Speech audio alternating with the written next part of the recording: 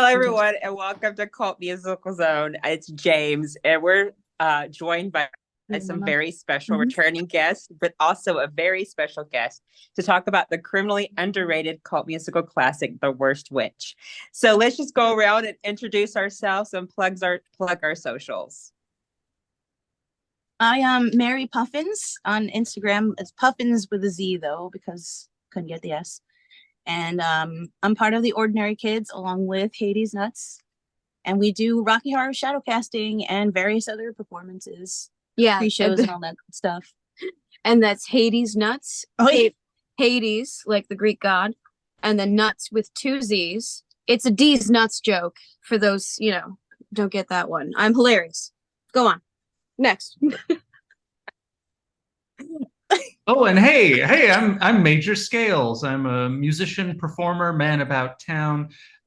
You've maybe seen me perform with some other drag queens, Jinx Monsoon, Ben de la Creme, or if you know me from Seattle, you've seen me on stage here. I'm at the Major Scales on various sundry social medias.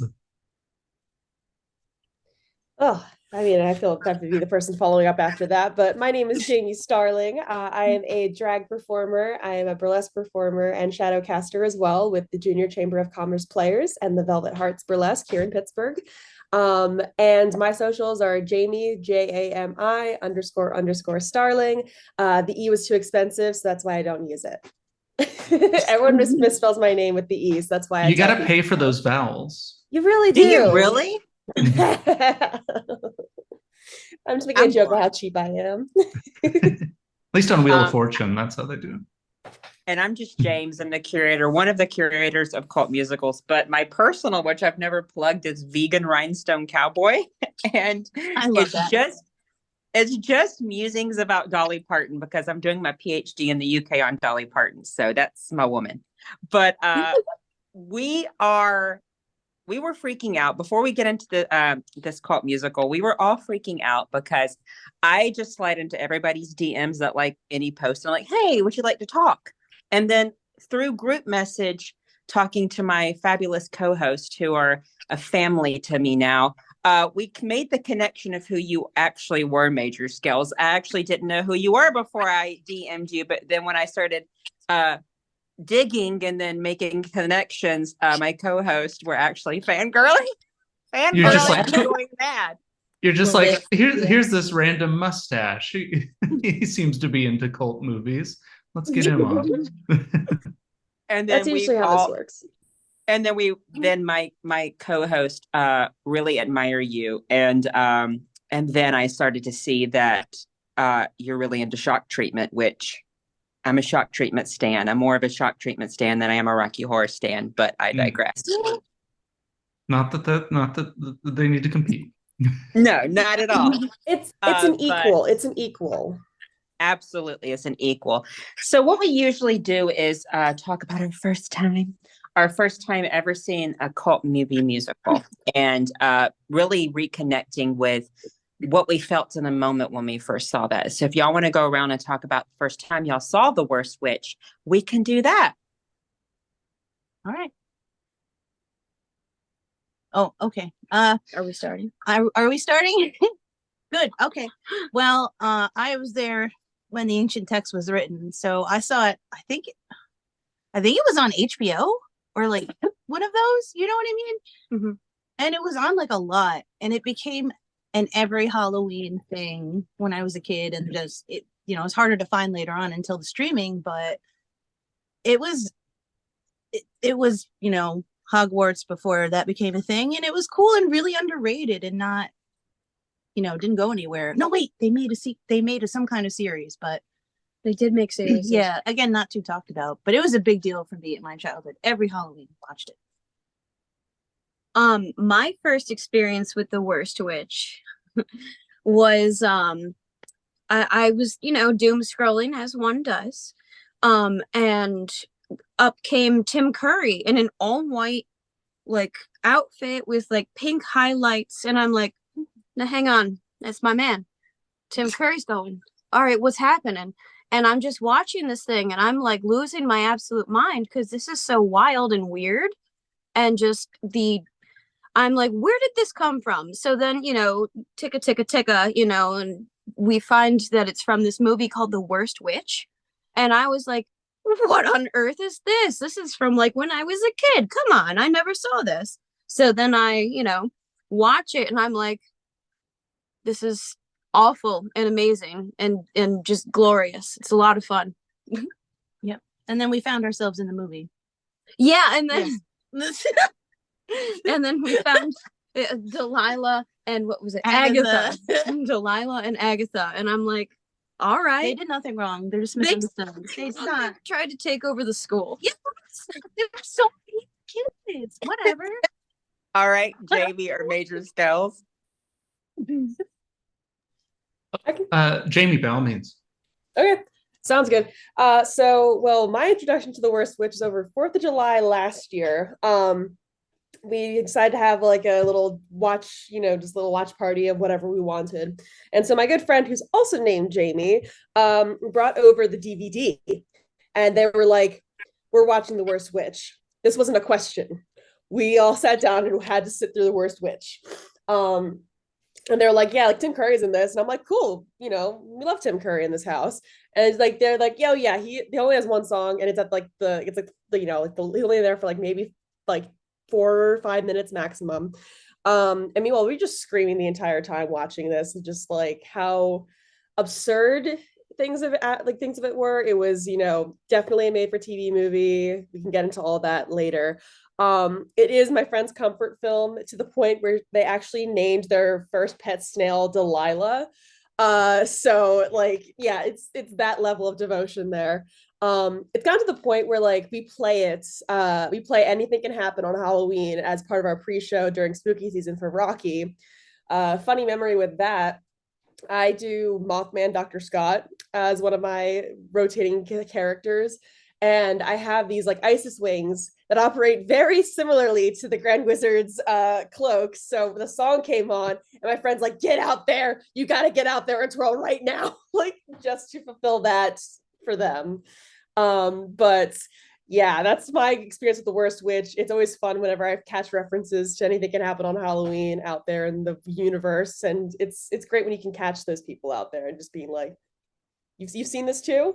It's one of the best things about cult musicals, for sure, is finding fellow weirdos that way. And Major Scales. Yeah, well, I think of everyone here, I am probably the latest to the entirety of the Worst Witch package. I think, one of my big my most formative cult film growing up was originally Rocky Horror, and that was where I got my first taste of Tim Curry from there. And then I think Clue a little bit later from that. So I had an idea of who Tim Curry was early on, and then my cult musical knowledge blossomed as I got older. When I moved here to Seattle, I started going to this show. There's a group called Kaleidoscope that does a found footage festival several times a year, and they find some of the weirdest clips from the recesses of the internet. And one performance that I remember seeing had the Tim Curry song as a clip, and it was completely out of context from anything else in the movie, so I had no idea what it was from. I was just seeing this weird collage of green screen and Tim Curry smarm, and for the longest time I was like, I have no idea. I don't think I even need to know what this is connected to just fully appreciate what this oddity is. Until, finally I did subject myself to the movie, and, which was for me very, very recently. And I think in general, my British television, my British pop culture knowledge was a little late to the game. Like, I didn't grow up with Ab Fab or that sort of thing. So only lately have I feel like I've been filling in those holes, and this feels like a nice little piece of a puzzle. I'm like, this is making a lot more sense now. I could not remember when I first. Oh, by the way, before I start, I see Blade from Puppet Master on your shelf, and that's one of my favorite films of all time. Yes, you do. I set this camera up specifically for a few of these. And characters. I see Riff Raff. Do I see Riff Raff back there as You well? do, yeah. I forget where I got that guy, but I've had him forever. I've got some Pee-wee's stuff. all the hits. Oh my God, I love Puppet Masters. When I always quote it with my niece, and I promise you I will digress, but my niece and I love really bad horror films. That's our thing together.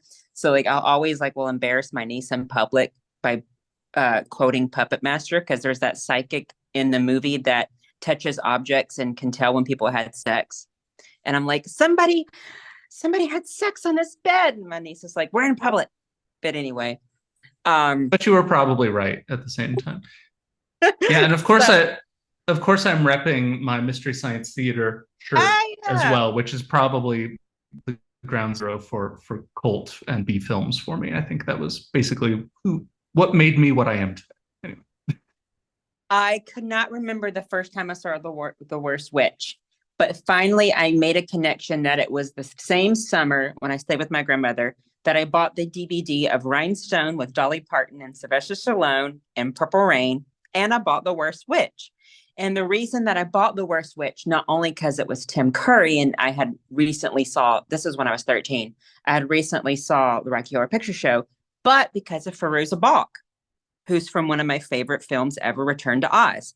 And so this is before I saw The Craft, so I didn't equate Fairuza Balk with The Craft at that particular moment. I was like, oh my God, it's Dorothy from Return to Oz, which in my opinion is the only Oz movie.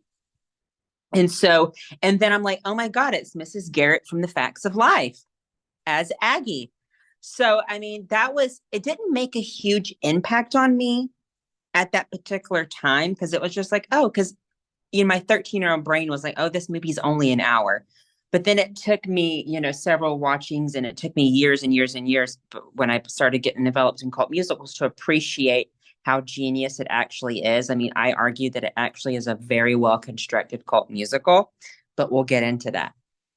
So before we get into all of that, what do y'all think of this ridiculous plot? And I know either Renee or Janice touched upon something about the similarities with Harry Potter. Actually, this movie's based on the book series, The Worst Witch, which predates Harry Potter by 30 or 40 years. And actually, the author of The Worst Witch series says that J.K. Rowling actually owes her a thank you, but that's another story for another time because it is, I mean, how many Witch Academy book series and movie series are there? So I think J.K. Rowling may have been inspired by The Worst Witch, but maybe she wasn't. I don't know, but I digress. But what do y'all think of just this insane plot to begin with and how cheesy and campy it is? It's delightfully awful in the best of ways. It's so 80s fantasy, but it's so good. Like, apparently they filmed it at an all-boys school, right?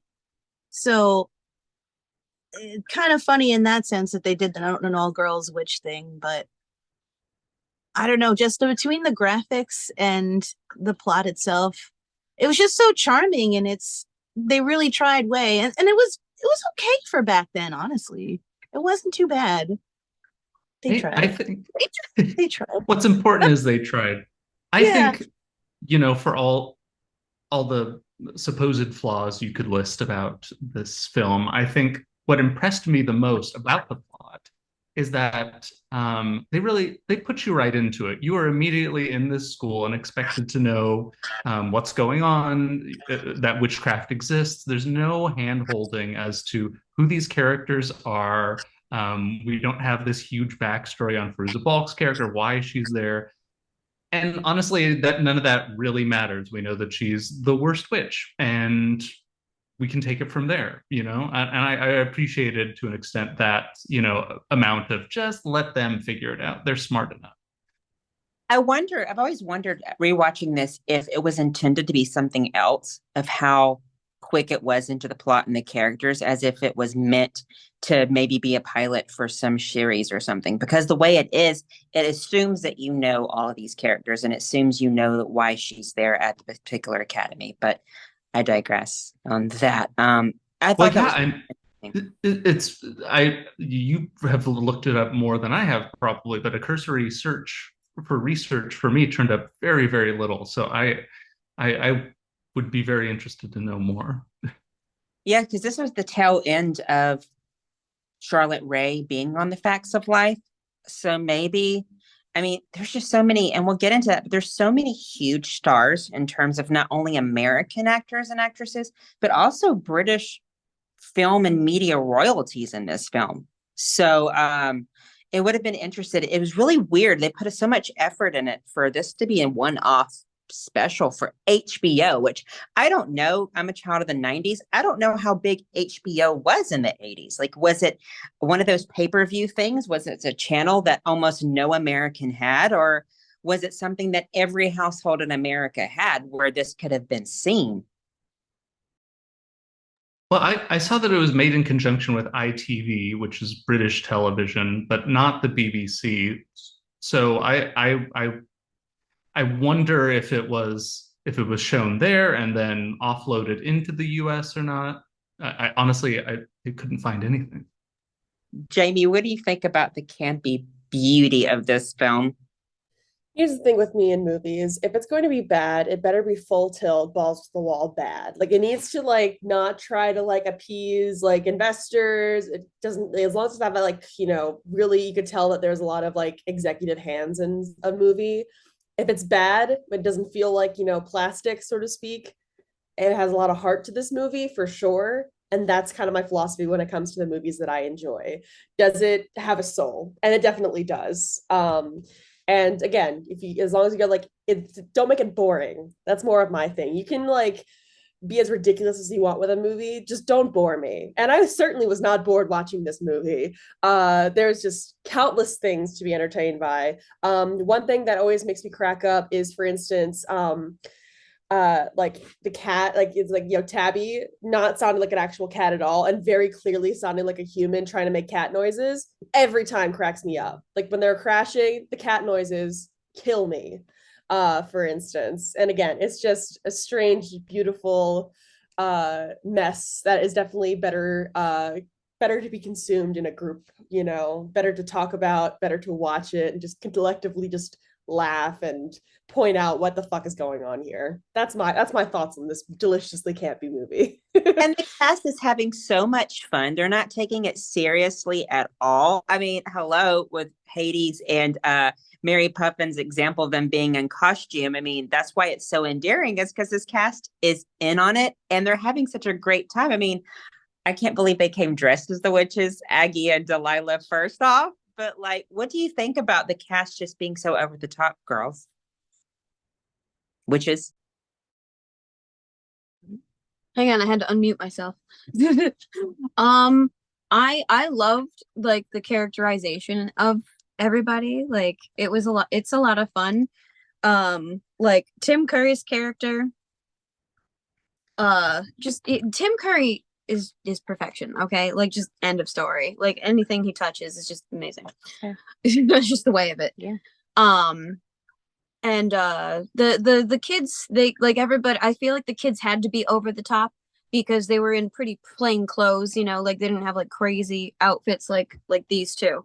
These two could have been the plainest of the plain and they would have, the costumes would have held everything with their plot, and it kind of did. And then the kids, they just, they had to be over the top and like really a lot of people were just kind of shitting on the main character, Mildred. Was that her name? Yeah, that was the 80s. Yeah, Yeah. it's a product of its time. The 80s, Yeah. everybody was very, That's very what I mean. mean to the weird one. And Mildred was the weird one because she just wasn't good enough. Until at the end, she stops this plot to overthrow the entire school, from these guys, the bad guys. And then everybody likes her. It's And like she's good Rudolph. enough. Yeah, and she's good enough. And like it's Rudolph the Red-Nosed Reindeer all over again. Capitalism. All comes But back to it's Chris. also Harry Potter all over again with Draco and like the witches trying to overthrow. I mean, it's so, but this isn't a thing I wanted to ask. So I know that the Rocky Horror Picture Show, Rocky Horror Stands, I have a lot of them here, came out in 1975, correct? And it took a year or so before it became the cult phenomenon that it is. So I'm wondering, the answer is probably yes.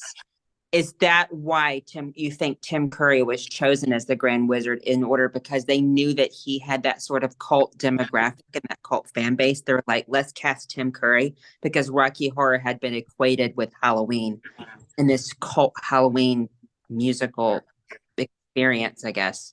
No. her that had to play into it. I mean, Go ask your father. he's clearly channeling a little bit of that, that energy, that Frankenfurter energy to this character. It's the cape. It's the cape, for sure. And yeah, I'm not surprised that it came. I just did a quick little like Google search seeing like what some of the other things that Tim Curry did. I was trying to see if like it happened yet at this point that it's been released, but no, it wouldn't be for another like 4 years when the It series came out. So I think that makes absolute sense, that theory that they're like, yeah, he can be weird enough for this movie. He's already weird enough as is. Absolutely. And I mean, it had a lot of 80s icons in there. Of course, Charlotte Rae from The Facts of Life, and then she was from previous different television series. And so she was a huge 80s American TV star. And then it had Diana Rigg, which was a huge British television star and multimedia star. So it had all of these stars in it that were really prolific actors and actresses. And for me, the reason, of course, that I first happened upon it was because of, for those who've seen Return to Oz, Fairuza Balk, which is such an underrated actress. I mean, even as a child, she carried Return to Oz by herself. And she carried this movie with the help of supporting actors and actresses, of course. But she carried this movie by herself. And I'm just like, she was such a huge part and a huge integral part of my childhood. And so that's why I have a nostalgia for this film, as well as Return to Oz, because she just played such an important part of my childhood. And of course, when I saw The Craft when I was a teenager or whatever, I even had even more nostalgia for her. So do y'all have anything else to say about the characters or the plot before we move on to the important stuff? I would just like to say that I wanted to see more of some of these side teacher characters. We see like Donna for 2 seconds, and there's got to be a spin-off for Donna, because there's there was a lot of implied character that we did not get to see with her, and her characterization and outfit. I was like, she needs a whole other episode. She was one of my favorites. And then I love her lines, her few lines she has. She's like, do you think the granddaddy will like this outfit or whatever? And I'm like, I love her. I live for her. I was just gonna bring that line up. Like I kind of shrieked a little. And can we talk about, okay, so Charlotte Rae is an American. She played Mrs. Garrett on The Facts of Life. But she plays these two characters, and then one sister, she's faking a British accent, and then the other sister is Southern, like almost as Southern as I am. So it's like, it was so cheesy, and I love it. I believed the British accent over the Southern accent. She's like, I was like, oh, she's. Before I knew who Charlotte Rae was, I'm like, oh, this British actress is having a hard time doing this American accent. No, it's just Charlotte Rae. And then she's like, it feels so good to be bad. And I love it. I love her so much. And then, like, I don't know if y'all saw, but like at the very end of the movie, when she's hitchhiking because she gets her powers taken away of her, she has a sign that says Alabama. I don't know why she wants to hitchhike to Alabama, but whatever. If she's a twin sister with this other British person, what's the story there? Again, stuff that we aren't let in on, and we're just allowed to make up whatever we like. I love it. I love Charlotte Rae so much. I mean, I just love her. But so the reason we're actually talking about this movie is because it is a musical. It's a musical. Music plays a really important part in this movie, and it drives the plot just as it does in every cult movie musical that we examine. And even though there's only 4 songs in this film, I feel like they're all important and they're all really integral to this movie. And I'm going to give you some really shocking tidbits that I discovered about this music and the composers. But before we get into all that, the 4 songs in this movie, of course, are the theme song, Growing Up Isn't Easy. Of course, Queen Aggie's School, Anything Can Happen on Halloween, and the school song, which I could not find the lyrics for the school song in the for the film. But what do y'all make of those 4 songs in this film, and why do you think music plays such an important part in this cheesy, campy musical?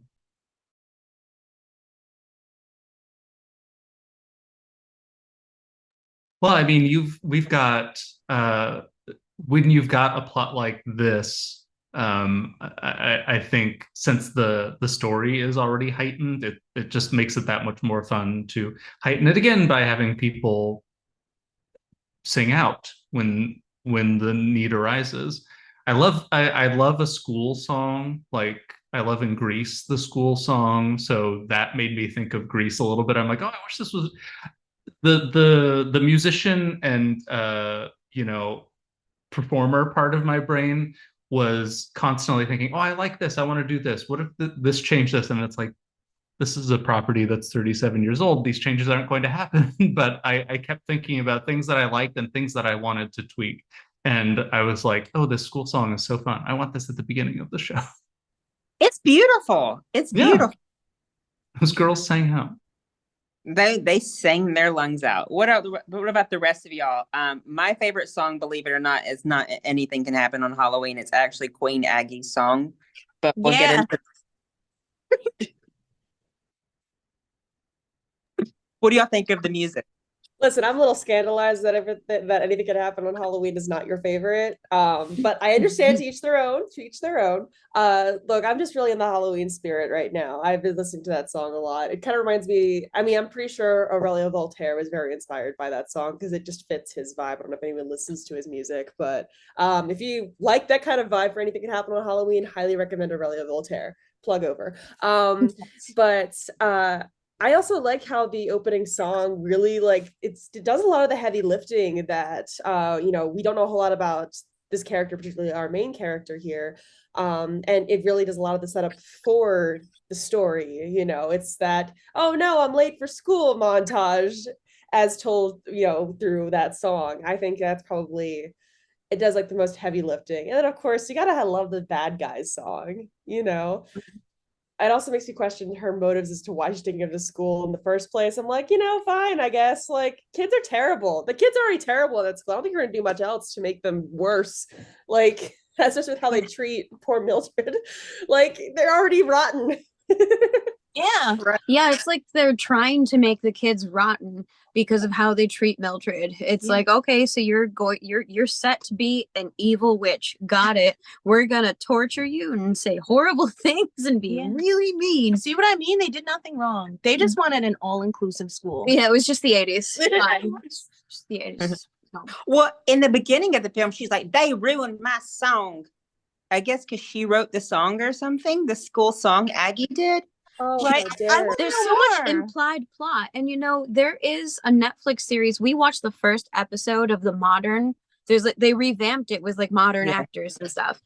And we watched the first episode and like the girl who's Mildred, the worst witch, quote unquote, she just merely has like the power of sight. So she could see the witches and hitches a ride with the other girl that's her friend, her like one friend, you know, she hitches a ride in there. And like she's not even like a born like into a witch family witch, so it's like, ooh, you know, you snuck into this school, and it's like, well, clearly if you can see the school, you belong at the school. So right, so then it's like, so they take this normal person into the witch school, and it really gets very, you know, Hogwartsy, so to say. But that's just more further proof that, you know, some turf stole some information from God. someone else. Oh, I'm going there. I'm done with that though. I Take think your the- witchy, Explain take your more. witchy soapbox. What? Oh god. Yeah, I'll get on my soapbox. Yeah. Anyways, Can't take her anywhere. no, you could dress me up, but you can't. Well, I take was me. going to say is that I know this is based on a previous book series, but with some, I equate The Worst Witch always with this film. And so I may not necessarily read the 70s and 80s books, and I might not ever watch another adaptation because this particular adaptation is so endearing to me that I will always forever tie the name The Worst Witch to this movie adaptation. Oh yeah. Mm-hmm. Oh yeah, definitely. When someone says The Worst Witch, I would never immediately think, oh yes, of course, the series. Yeah. No, it's the movie that everyone got, you know, like, look at this Tim Curry song, guys. Come on. You know, Right. It's great. Everyone, like, that's how I've noticed a lot of people even know the film is from Tim Curry. And then, Oh, then these two witches, Delilah and Yeah. Agatha, bust out with that silly thing. Right? They show and up the and you're like, the reason I love y'all's song, I'm going to say y'all because y'all basically are embodying them. The reason I love that song so much, not only because Charlotte Rae, but also because it reminds me a lot of Big Mama Cass's song from the cult musical Puffin' Mhm. Stuff. Anybody who's ever seen that movie? God, Different once are different. wrong. I've seen the clip. It's a great clip. It's a great movie and it's a great song. It reminds me of because the witches are so lovable, even though they're bad. So I implore y'all to watch Puffin' Stuff with Big Mama Cass from the Mamas and the Papas. Her But outfit is I love Mama amazing. Cass. oh, I did too. All the leaves are brown and the sky is gray. But as I was doing research on this music, on this movie, believe it or not, so most of the songs written in this film were written by one person, sans the song Queen Aggie song, which was written, Queen Aggie School, which was written by an obscure British television composer called Dennis King. But Anything Can Happen on Halloween and Growing Up Isn't Easy was written by a composer named Charles Strauss, who composed the musicals Annie, Bye Bye Birdie, and the songs for All Dogs Go to Heaven. So I'm like, what? So I mean, That's a pedigree. What? That's a pedigree. Not just the dogs go to heaven part, but that's talent.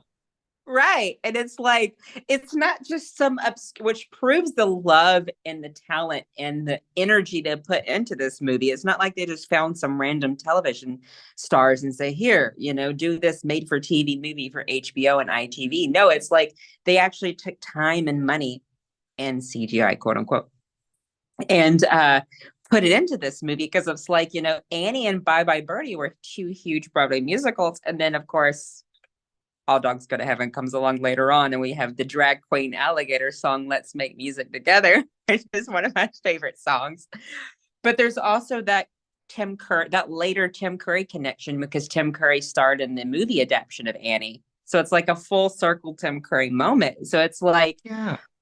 It's so interesting. It's all interconnected, and it's like the music is not just written by some random television composer. It's written by a Broadway aficionado, like a Broadway powerhouse. And it's like it blows my mind that like they put so much talent into this 1 hour and 1 hour and 9 minute film. It just blows my mind.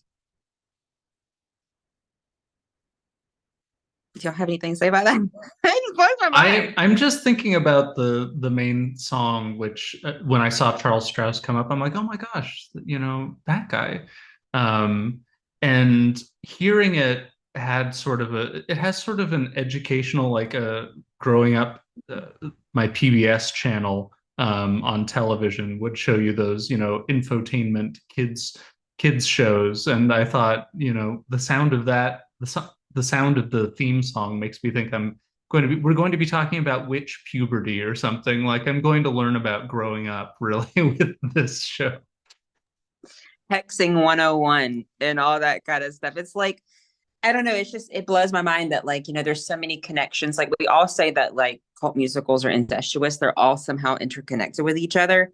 And then not only are cult musicals interconnected, musical movies are interconnected with cult musicals. So like for those films to be connected to this film because of the composer, it blows my mind because it's not only because you have these great talents that are performing in this film, but also the amount of energy that they put into even composing the music for the film. It shows that I wish in my mind, there's not even a lot of trivia out there. There's not a lot of research that you can do in this film. Because the way that the film is constructed and the amount of energy and probably money they put into this, in my mind, and for it being like an hour, in my mind, it makes me wonder if this was meant to be like a pilot for something subsequent that came after, especially because Fairuza Balk had just done Return to Oz a year earlier, and it was quite a flop when it first came out because people were too terrified of it. And I know Mary Poppins is scared of it. And I always bring it up, and my co-hosts are always terrified of Return to Oz. But I know she wasn't committed to anything, and Tim Curry wasn't the star that he was at that particular time. Caroline Ray was about to leave The Facts of Life, but I wanted to say something about Tim Curry. And I mean, everybody loves Tim Curry. Every cult musical fan loves Tim Curry, obviously, because of his connection Rocky Horror. But Tim Curry, besides his singing voice in Annie and the Rocky Horror Picture Show, he doesn't, and of course, Ferngully, The Last Rainforest, he doesn't get a lot of recognition for how much of a beautiful singer he is. And even though the song Anything Can Happen on Halloween is completely ridiculous, he has such a gorgeous voice. And I don't think he gets the appreciation he deserves for not only, I mean, he gets it for his acting talent, but I don't think he gets it for what an amazing voice, singing voice that he has.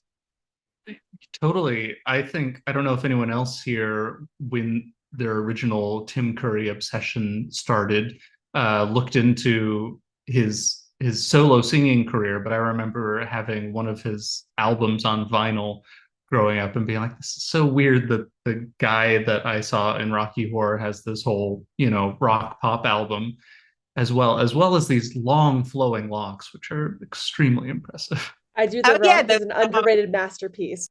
Yes, those songs Paradise Garage and I Do the Rock. Yeah.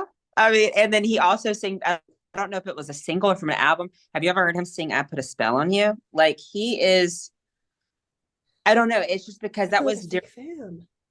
It's crazy. So like I just don't think he gets the appreciation that he deserves as a singer. And I think he's in the film for all of what, 10 minutes? But he steals less. he steals the show. And For one of sure. one of my favorite scenes in the entire movie, and I actually recorded it and I'm going to post it on Instagram, is when all the girls in the classroom were passing around his picture and moaning about it. That is ridiculous. The girl That with is the Tim Curry picture in the locker too. Like Yeah, not even mentioned. He's just up there.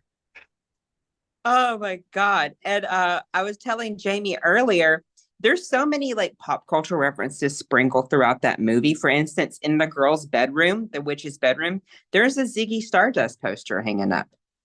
So it's like, I think the directors and the writers knew what they were doing in terms of placing like Easter eggs around this, not only for children, but for adults. I mean, a lot of, I think we're all of maybe not of the same age, but we're all the same spirit. We're all old souls.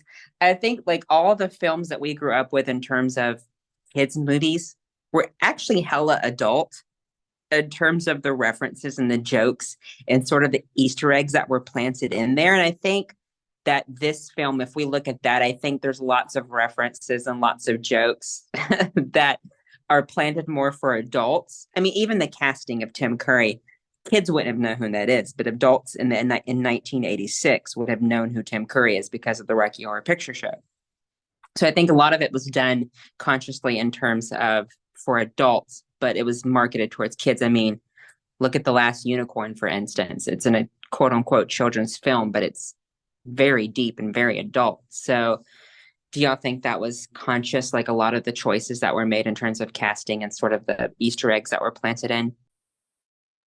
Well, I've always, close to that, references and things that you don't quite get at the moment, I think are, I think those are in a lot of the media that at least I consumed as a kid. And I think that that's some of the most interesting, that's some of the most interesting stuff to take in, along with the same lines of how the plot of The Worst Witch is not really spelled out at the top. It's something to get your mind thinking about it. And when I was growing up, if there was like for Mystery Science Theater shows, if they'd make a ton of jokes that I'd laugh at, and then there would be this big handful of references that I had no idea what they were talking about, but it would just spark that little bit of curiosity in you. And then later on, as you get older, you finally listen to Ziggy Stardust, and you're like, oh my God, this is what that reference was in that movie. And it gives you just that little bit more appreciation for that piece of entertainment. Absolutely. And lots of films are segues and are doors to others. Like, you know, this could open up viewers to Rocky Horror. If they haven't seen Rocky Horror before, I don't know what to tell them. But they could open them up to, you know, Veruza Balk's other movies, Return to Oz and The Craft, and it could turn them on to, you know, Diana Rigg, and it could turn them on to Charlotte Rae, and it could open up a Pandora's box of other things. That's usually what happens. I mean, a lot of people, believe it or not, discovered Bowie through Labyrinth. And so that's how their love and appreciation of Bowie came about. So I think it doesn't matter how you come across or come to a film. A lot of people are elitist in terms of like, oh, you have had to see this first, or you have had to know this first. But I'm like, and it's my interpretation. It doesn't really matter how you arrive at a movie or a particular artist, as long as you appreciate them. It doesn't really matter what path you take in order to discover them. I would love to find the person who saw Worst Witch before anything else of Tim Curry's oeuvre and have that be their touchstone for him. You know, he was good in Rocky Horror, but his real highlight. I actually discovered him in Ferngully as Hexus. Oh my God! Don't even get That me was started that was on many Virgo. people's awakening for Tim Curry as well. He's the only person, and I'm an environmentalist, but he's the only person that could sing about pollution and get you hot and bothered. Funny thing, Like- speaking of that, at the Rocky Horror Convention this past year in New Jersey, one of the pre-shows that was put on by, I believe, TNP, the Rocky cast out in Philadelphia, they did Toxic Love as Janet and Frank, and they did like a burlesque routine to it. And the whole thing's on YouTube somewhere if you look it up. That's my quick little useless fun fact that this exists. Well, you also said, Jamie, that like a lot of people, I don't know if a lot of people, but you said you have done Anything Can Happen on Halloween. So like it's like Rocky Horror fans are reclaiming this movie as well, or rediscovering. Absolutely. I mean, while I haven't done a formal performance of Anything Can Happen on Halloween, I mean, now I'm real tempted to, I will say. I'm not a lot of drag brunch venues will be able to accommodate for the cape, but you know, I will try to make it happen at some point. I want to get more into getting crafty anyway. So if I do Anything Can Happen on Halloween as a number, you'll be the first to find out. I'm holding you to it. Will you be able to work in some of the green screen on a projector, maybe? Look, that's what I'm hoping to do. If I'm gonna do Anything Can Happen on Halloween, I'm gonna do it as like a pre-show for Rocky, or like a drag brunch at like some venue that has an actual stage with a screen, because it deserves to have that space. And you can't do Anything Can Happen on Halloween without the ridiculous effects going on in the background. It's gonna happen. You're so right. You should come perform with us. We'll make it happen. Yeah. that's Hell true. yes. I just Only want venues. to perform more with more Yeah. friends in the Rocky community. Yay! I'm quite an optimistic person, and I'm very optimistic. I'm never pessimistic about any of the films we talk about ever. And this is not being shady. This is a legit question. I mean, for those who are in the 80s, I rewatched this film a couple of nights ago. Was this green screen work even old for the 80s? Because I'm like, this was like, I don't even know if this would be, if 80s viewers or 80s children at the time would have been like, oh my God, this is so futuristic. You think it was consciously cheesy and bad? It had to have been. Hold on, I'm looking up what movies came out in '86. That's the year Labyrinth. this came. Yeah, Labyrinth. We got Little Shop. We got Howard the Duck.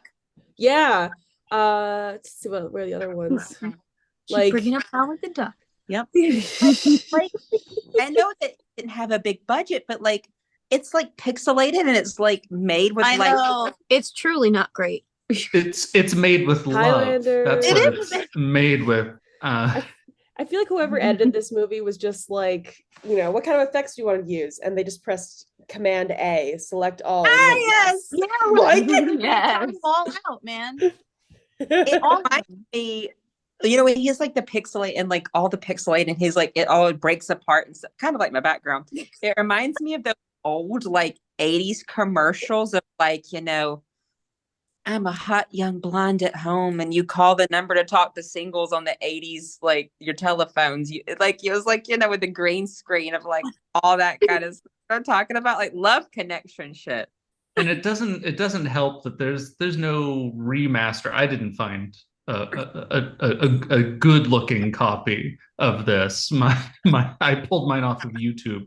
So Yeah. it's already like you're watching it on a re-recorded VHS Yeah. somewhere. So not doing it any favors. Who Just even adds to the knows what it looked like on it just television? honestly, like graininess just adds to the charm of it all because there's something oddly comforting in seeing something like some shitty special effects because like everything's so polished nowadays, everything is so like pretty and stuff. It's just real fun to see terrible special effects. It's refreshing, actually. I Yeah, love when he opens go his ahead. coat. So I love when he opens his coat and it's like a dog and a cat. Your dog may turn into a cat. And it looks like copy and pasted images from like National Geographic. That, Yes. Yes, that. but has anybody seen my tambourine though? Well, he's got it. You're holding it. That's right. It's my Oh no, favorite. he's saying he wants to show it to us. That's what that line is. Have you seen it? Here it is. You're Hi. still looking because I'm that good. It So- I will makes me s- smile when he says it too. He Mhm. lifts. He's like before he even says it, he lifts it up and shows it to you. Has anybody seen my tambourine? As if it was a question, like where the hell's my thing? It's right in my hand. Let's just keep jazzing. What's the next line? Let's pump it out. Well, like this when you think you lose your phone, but it's in your hand. Yeah. that's my life. Because not always say, not only am I blonde, I'm blind. So if I don't have my glasses, I lose everything.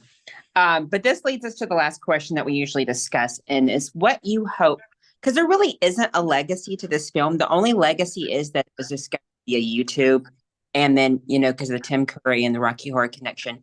But if you had to choose and you had to create a legacy for this film, what would you hope the legacy of this really charming, camping movie would be? What do you hope it could be?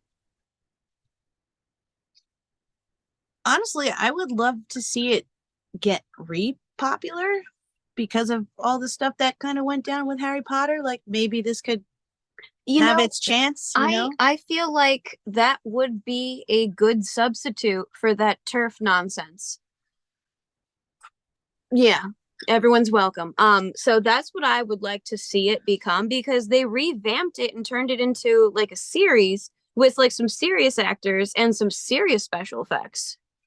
And like, Also, I'd watch it, if my kids were interested in it. They had a couple of adult jokes in it, but the musical itself, I want every child in America to see Tim Curry doing that amazing thing with those flaps. That also happens in Rocky Horror too, but I want that's not for kids. a movie about the crazy witches, why Yes! I want to know Yes. why they got there. Maybe their ideas are better because right now that school is toxic. Those teachers are fucked. Okay. So maybe they had better ideas. And I want to see what their plans really were. Okay. And how they got to be where they were. That's Well, the movie I want. Since you are the kids from New Jersey and you guys have an amazing green screen sort of setup, Pretend we're somehow. We do. That's our cast dad. He's a video editor. I'm giving y'all homework to make a short film to post on our Instagram. So Lose my hat. she almost lost her hat over that. Yeah. What do y'all think? What Wigs do y'all thing. think? Our other guest, what do y'all think about the legacy? What you hope it could be? I always hope when a new musical comes out and is popular, or when someone rediscovers an older musical, like one of my other podcasts that I love, Midnight Mass with Peaches Christ. They just talked about Teen Witch recently, which kind of has some same vibes to this. But I always hope that it will spark a reinterest in making musicals and weird musicals and musicals that don't have to justify why they're going into song. Like just let people go into song if it feels right, and make it weird and non-commercial and have some heart to it. I would love to see some more of that. Also, I know it's too late for this, but I would also like to see an alternate version of this show with the Ab Fab cast in some of these roles. I was Absolutely. recasting it in my mind while I was watching it. I was like, if you can't get Joanna Lumley in here, I mean, Diana Rigg's great, but I think they could both play this Hardgroomed character. Lord, I love AbFab. Jamie? I just would want it to be another thing to add to your rotation. Like people do all of these 31 days of Halloween, spooky things.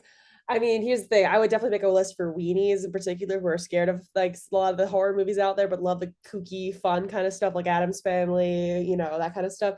I would put that on the list. I want this to be included in those 31 days of Halloween movies. Like just get everyone gathered around around the TV and laughing and having popcorn and just engaging with the movie. That's one of the things I love about cult musicals is a big part of why they are the way they are is because of cults, because of people gathering together and consuming these movies and talking about them and dressing up like them, that's just the magic of it. And I just want it to become part of a Halloween tradition and should be, that's just my opinion.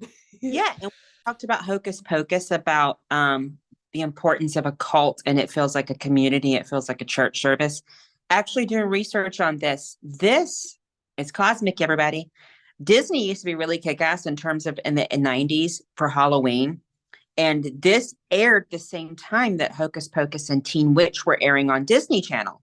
Disney Channel sort of somehow acquired the rights to this. So in the late 90s, that was my introduction to Teen Witch, which was one of my favorite movies.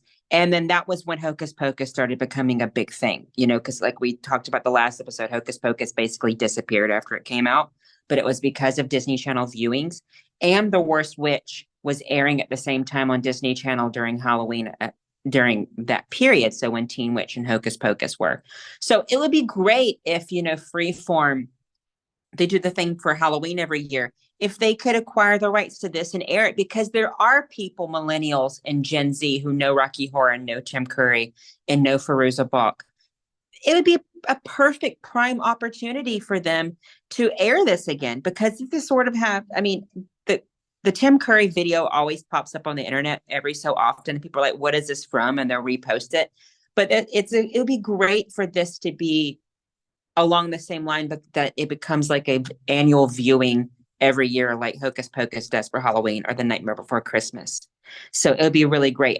Hoping Teen Witch will get the same validation and the same recognition that it deserves, that it used to get. But it would be great. I don't think it's one of those so bad it's good movies. I think it's just charming, and I think it's innocent, and I think it's actually sort of captures the spirit of Halloween. And I think it captures the spirit of when Halloween was less commercial and very innocent, to where like Hocus Pocus and the 90s Halloween was all about just entertainment, and before it became like this big commercial thing in America. And I think The Worst Witch could really become like an annual thing like Hocus Pocus did. Not to that level, of course, but I think people would really enjoy it and would love to laugh along with it and love to like gawk at it and love to like just snicker at the bad CGI, but also just feel all those butterflies in their stomach and just feel warmth because of how endearing it is. I think it deserves so much more than it gets, along the same line of the other cult movie musicals that we love that still, for whatever reason, aren't getting the recognition that they deserve. I want to see people. We already have the witches here. I need people to start dressing up for Halloween. I'm not going to do it, but I need y'all to do it. We need those oddly belled witch hats that the girls wear. Yeah, don't know why they're curved like that, but it's a choice, and they went with it, and it's unique. I can say that. They do, and those bad witches were looking like they were having a good time at that campfire. And to be honest, as me as a person, me being that I hate people, I'd much rather, well, I don't hate y'all, but I would much rather be out there with them witches at a campfire than be in the boarding school. Right? That's what I'm saying. They were lit at all Absolutely. times. They were out high and there. drunk. They were out here with this, and one of them gonna pull one of these out their head. I love It's a it. hair clip. It's a hair clip. I promise you. It's nothing too special. It's a hair clip. And But boy, does it look real. before we had a snafu with the time. That's my fault, because I still can't get with the time difference. Around the corner, the witch's school. Does anybody remember the name of the school? Was it Mrs. Cackle? Mrs. Cackle School Yeah, for Mrs. Mrs. Cackles. School for whatever. School for which School Academy or Witch Academy or something. Yeah. It was definitely Mrs. Cackles. And like Agatha was a cackle, but she was a bastard, so she's get out of here. Not like in the traditional sense, but you know, she's a bad lady, so you're not allowed to be in charge of the school, Miss Pink Hair. And then her sister, who was also Mrs. Cackle and much more mild mannered, got in charge of the school. Well, I apparently, think foul play. like I told you, apparently it was an all boys school here. And Mhm. doing some research, it's closed down and abandoned now, apparently. And it's like not that far from it. It's in the same county that I live here. So Go check. maybe You gotta Go go. to it. well, I hope Go I to- don't get my kidney out, but like I'm gonna try. I'll do it for the love of taking a picture of it and try to see if I can find it. Because I tried to Google it and apparently it's abandoned. It was an all boys school, so it's probably haunted as shit. So I was gonna say Yes. it probably sounds haunted as fuck. Be careful. And if anything, it's not a deterrent that it's haunted. It just adds to the charm of it. It adds to the appeal does. of going. Absolutely. We should open up another academy. Yeah, And let's the go. last question I'm going to ask that I haven't asked in a very, very long time on this podcast. If you had to name the cult that follows this movie, like, you know, the Rockula has the Rockulites, the Teen Witch, we say, has popular girls. Rocky Horror has their own group cult name. We said the Best Little Horror House has the Chicken Ranchers or the Sidesteppers. If you had to create a cult that follows this movie religiously, like, you know, other cult musicals have their own little cult and they have names and things, what name would you come up for the cult that follows this cult movie? Oh man. Wow. Miss Cackles kids. I love it. Cackleites. I don't know.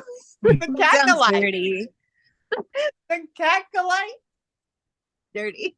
Sounds like a medical condition. It sounds Um, like a rag troupe. It does. It does. The Cackleites. Is there I don't know, anything maybe from the anything worst- from Aggie's song that she's describing? If you people? feel I love that song.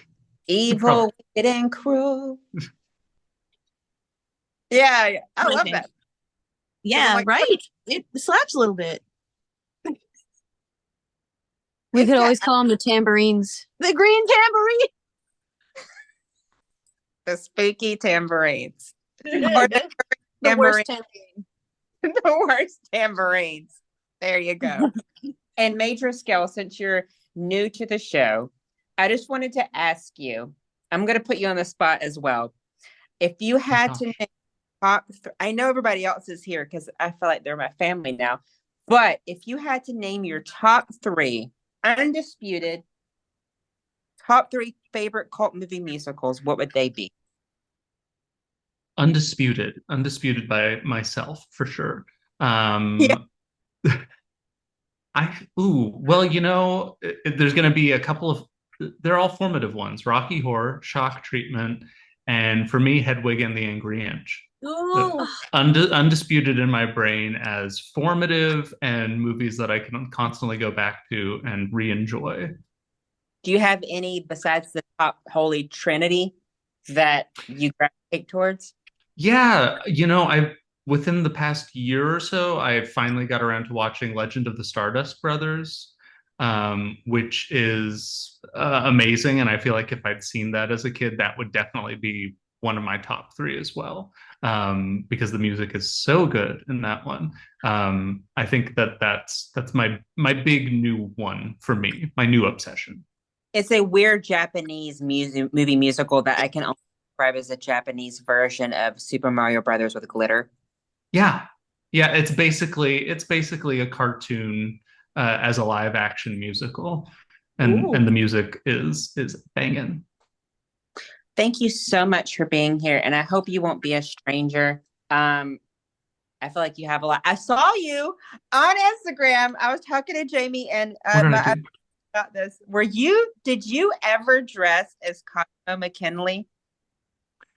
Construct- Yes, yeah. Jinx and I, we had a show that was based around mental health and therapy, and we're both shock treatment fans. We're like, let's get the Cosmo and Nation outfits made for ourselves. So we did, and it's my favorite costume I've ever worn. Yes. You don't mind before we go, because my guests were really excited for you to come. Do y'all have any questions for our fabulous guest today? Oh yes. Oh God. Let's get it on the- What is it like working with Jinx? She seems like such a treasure to be around. Someone you just Yeah. want to be friends with. Yeah. Absolutely. I mean, we have been working together for over 14 years now. We went to college together here in Seattle, which is where we started, percolating ideas. And it's just been a friendship that's lasted me from college into our, careers now. Is we're basically part of each other's, careers. So I don't know. It means more to me than so it means so much to me to be able to have her talent in my life and to be able to like bounce ideas off of each other and have that sort of connection where we both get each other's sense of humor, and we know where the joke's going to go before the joke ends. That's the kind of relationship we have. That's so good. So I actually I've been a big fan of both your work actually since like quarantine times, where I just like kind of went down a rabbit hole of like what you all did before like Drag Race and things like that. And this is more not a question, it's just me fangirling real quick. I absolutely a performance that I find myself going back to is the Vaudevillians, because there's two parts on YouTube of like you two performing together, and it's one of my favorites to show people, because you could absolutely tell the chemistry between the two of you. You've been working together a long time, and it's just lightning in a bottle watching you two. I actually got to watch Everything at Stake when you guys were in Pittsburgh pretty recently. Cool. So it was really cool to see you in person too, in addition to Jinx. So just a little fangirly moment here. Are you going to be involved with the holiday tour this year? I'm never in the show myself, except for a brief cameo in the movie version. I did love that. Thank you. But I do always write music for it. So I'm actually just finishing up songs for their next show. A couple of new ones that are going to be in their tour, which starts up in November. Yeah. Don't quote me on that, but go ahead and look on their social media. Oh, I have tickets already for December, so. Sure. Y'all are on this. No, I'm writing some fun stuff for that, so that's going to be a really good show. It's always great. And it's always fun to write for it, and then the tour usually ends in Seattle, so I will see the end result of it and be like, "Hey, that's my stuff. They're doing the thing that I did." That's real neat. It's just so cool to be able to meet you. Like I said, I've been a fan of both you and Jinx's work together for a hot minute, so it's really cool to be able to meet you virtually. Well, I am so glad that I was able to join in, especially for Halloween times. It feels, super, super important. I don't know. I love queer Halloween cult stuff, and this feels like it fits in that genre, even if it's not particularly gay or queer. It is also extremely gay and queer. It is. You're completely right. I love that. Things to say. My brain, this has been stuck in my brain since you said it. You said something about something was percolating in your brain or something, and then it popped in my mind from Bitchin' in the Kitchen. Oh, percolator. Well, Yeah. I'm sure I learned that word from shock treatment, and it is now stuck with me. This, if they did it briefly over in the UK, but if they ever adapt shock treatment in the US on stage, you and Jinx should play Cosmo and Nation McKinley. What do y'all think? Oh, absolutely. Oh my what God. a dream. What a dream. Make it happen. Abby Burt. Yeah. Janet? Are you decent? Janet. I'll play Oscar Drill. Oh, love my favorite song. Definitely. I will send you. I don't know if you saw on there, and then we'll wrap up. I was able to see the Shock Treatment stage musical 2015, but somebody leaked it, and I contacted the director on Twitter, and he's like, just whatever, just post it on your social media. It's going to be out there anyway. So it's able to watch on YouTube. You can watch the full stage musical on YouTube now. Shock Treatment Stage Musical. I gotta look that up. I'll send it to you. It's really Yeah. good. Please, please. Thank you so much, y'all, for coming, and thank you so much to our special guest. You've made our Halloween. You've made our Yes. Halloween. You made our Halloween queen. Yeah. Yeah.